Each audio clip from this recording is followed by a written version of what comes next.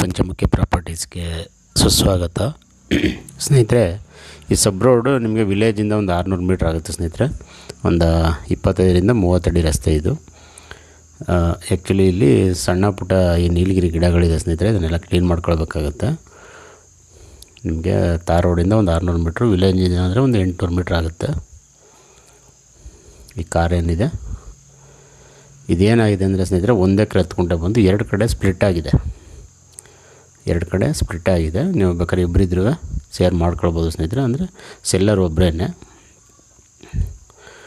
ಮಣ್ಣಂತೂ pure red soil ಸ್ನೇಹಿತರೆ. ಇದು actually general property. ಇವರು ಲಿಂಗಾಯಸ್ ಕಮ್ಯುನಿಟಿ. ಡಾಕ್ಯುಮೆಂಟ್ ಎಲ್ಲ ಕ್ಲಿಯರ್ ಇದೆ ನಿಮಗೆ. ಇದು ಹಿಂದೆ ಏನು ಅಂದರೆ ಸ್ನೇಹಿತರೆ, ಕಾಲುವೆ ನೀರು ಬರ್ತಾಯಿತ್ತು. ಇವಾಗ ಏನೋ ಕಾರಣಾಂತರದಿಂದ ನೀರು ಬಿಟ್ಟಿಲ್ಲ ಅಂತ ಅನಿಸುತ್ತೆ.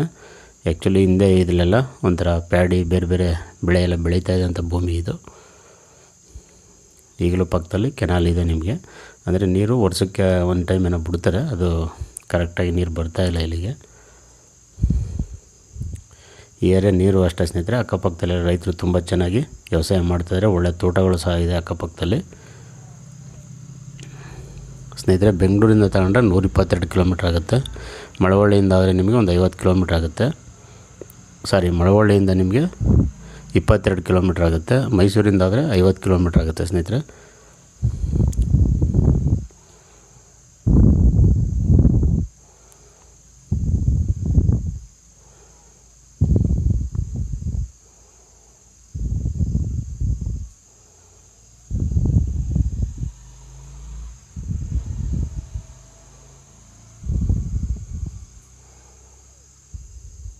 ಈ ಸಣ್ಣ ಪುಟ್ಟ ನೀಲಗಿರಿ ಗಿಡಗಳು ಏನು ಕಾಣ್ತಿದೆ ಅದೇ ಲ್ಯಾಂಡು. ನೀವು ಒಂದು ಚಿಕ್ಕದಾಗಿ ಒಂದು ಒಳ್ಳೆ ಫಾರ್ಮ್ ಹೌಸ್ ಥರ ಮಾಡ್ಕೋಬೋದು ಸ್ನೇಹಿತರೆ. ತೆಂಗು, ಅಡಿಕೆ, ಮಾವು, ಸಪೋಟ, ಬಾಳೆ, ಕಬ್ಬು, ಜೋಳ, ಸೀಬೆ, ನುಗ್ಗೆ, ಬಟರ್ ಫ್ರೂಟು, ಡ್ರ್ಯಾಗನ್ ಫ್ರೂಟ್, ಈ ರೀತಿ ಒಂದು ಚಿಕ್ಕದಾಗಿ ನೀವು ಒಂದು ಸ್ಮಾಲ್ ಬಜೆಟ್ ಇರೋರಿಗೆ ತುಂಬ ಅನುಕೂಲ ಇದೆ ಅಂತಲೇ ಹೇಳ್ಬೋದು ಸ್ನೇಹಿತರೆ. ರೇಟ್ ಬಂದು ಇವರು ಪರ್ ಗುಂಟ 90,000 ಹೇಳ್ತಾ ಇದ್ದಾರೆ. ಸ್ಲೈಟ್ಲಿ ನೆಗೋಷಿಯಬಲ್ ಆಗುತ್ತೆ. ನೀವು ಡೈರೆಕ್ಟು ಓನರ್ ಹತ್ರ ಮಾತಾಡಿಸ್ತೀವಿ ಸ್ನೇಹಿತರೆ, ಅದರಲ್ಲೇನು ವ್ಯತ್ಯಾಸ ಇಲ್ಲ.